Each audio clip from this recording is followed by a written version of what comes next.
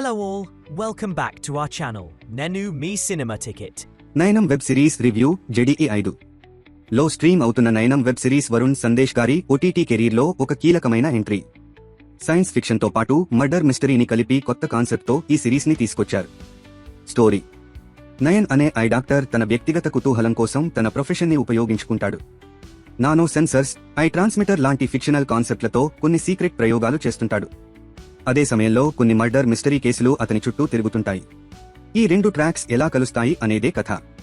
Concept execution: concept మాత్రం నిజంగా unique.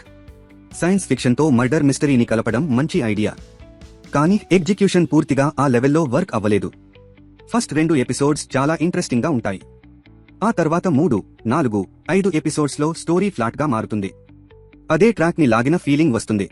Performance: Varun Sandesh తన రీసెంట్ సినిమాల కంటే ఈ సిరీస్లో చాలా బెటర్ పెర్ఫార్మెన్స్ ఇచ్చారు.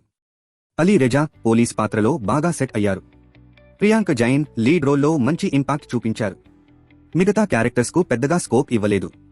టెక్నికల్ అంశాలు: మ్యూజిక్ బాగుంది. సినిమాటోగ్రఫీ సైన్స్ ఫిక్షన్ మర్డర్ మిస్టరీకి తగినట్టుగా ఉంది. Narration main minus. Thrills, twists కొంచెం మిస్ అయ్యాయి. Plus points: unique science fiction concept.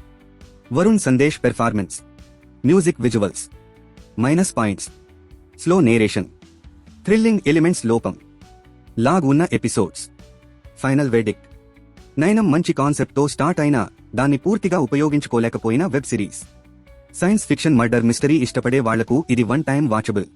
ఇంకా ఇలాంటి ఇంట్రెస్టింగ్ మూవీ రివ్యూల కోసం మా ఛానల్ను సబ్స్క్రైబ్ చేయండి.